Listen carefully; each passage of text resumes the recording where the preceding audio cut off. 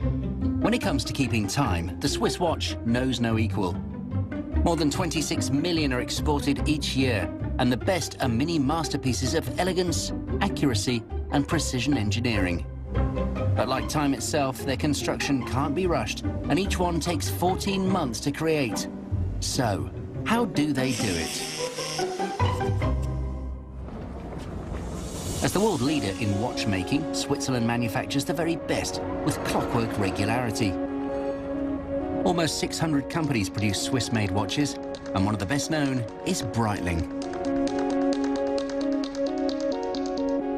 Famous as the watch of aviators, their altitude-busting timepieces provide pilots with perfect time at 37,000 feet. At the heart of each watch is a complex internal mechanism called a movement.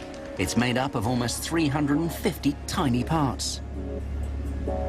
By the time the movement is complete, over 2,000 drawings and plans will have been produced, ready to manufacture a pre-production prototype. And that's done here in the Micro-Mechanic workshop. Here, the bespoke parts are all fabricated, cut, machined, and the prototype then assembled. Each one is tested for wear for a year and then sent to the lab for analysis and further testing. And this is no cursory inspection. Each tiny part is scrutinized on a forensic level.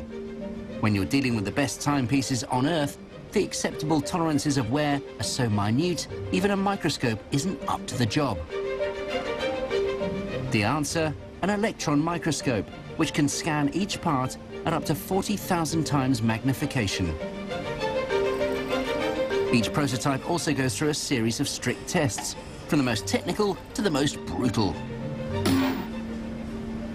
If the tests are passed, the prototype can then be put into production.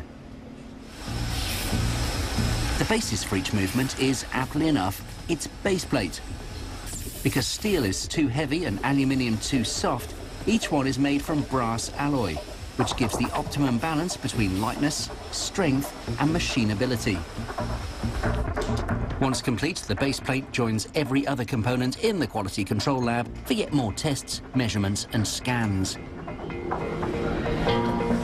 A typical human hair is up to 100 microns thick, but every part of the movement has to be within plus or minus 5 microns to be passed for production. Once they've passed quality control, the metal parts all have to be cleaned to remove the tiniest traces of dust and any fingerprints. The trouble is that chemical detergents could react with the materials, affecting their quality. So the solution is to wash everything in this water-based ultrasonic cleaner, which uses high-frequency sound waves to remove any contaminants. All 346 parts of the movement are now ready for assembly. It's a minute engineering jigsaw, so the solution is to pre-assemble extremely small pieces into 71 components that are merely very small. Vice President Jean-Paul Girardin explains. So here we are in the pre-assembly workshop. This is where we are going from 346 parts down to 71 pre-assembled components before to go to the assembly line. Each component is assembled using a combination of human skill and precision micro-mechanical engineering. And for this Rolls-Royce of the wrist, no expense is spared. Remarkably, dozens of tiny rubies go into every movement. Once all 71 components are pre-assembled, they're taken here to the state-of-the-art movement assembly workshop. We have 36 work places, 28 are manual operation, so it means that when we can, we introduce high technology, but still, most of the time, the knowledge, the capacity, the craftsmanship of our knowledgeable watchmakers are better than the machines. To keep the movement assembly free from dust and untouched by the watchmaker's hands, Breitling have pioneered this ingenious production line called the Central Highway. First, each main plate is carefully placed inside a plastic case called a shuttle and then sent on to the automated highway. Each shuttle then passes along the line to the 36 workstations. At each station, the watchmaker has to complete a specific set of steps before the shuttle is returned to the highway and automatically sent to the next station. Each expert sits at the same station all day, every day.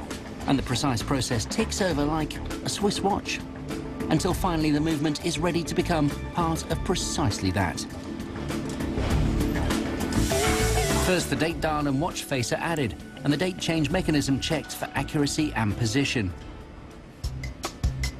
Next, the delicate hour, minute and second hands are stamped into place, ready for the next step of the process, called casing up.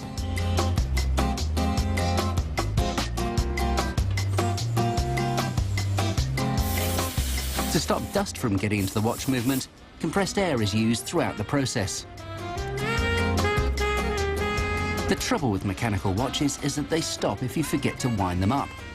The solution is to add an oscillating weight, which swings with the natural movement of the wearer's arm, automatically winding the watch. The self-winding mechanism is tested for 90 minutes to make sure it's working, before each watch is put into an air pressure chamber to check for water resistance. If the pressure drops, air has escaped into the watch, highlighting a leak. Finally, the watches are rate checked to make sure they keep accurate time and moved constantly to replicate being worn on your arm. Each watch will have passed around 1,000 different checks before it's finally ready to be sold. A time-consuming process to ensure that a Swiss watch keeps the right time all the time, even at 37,000.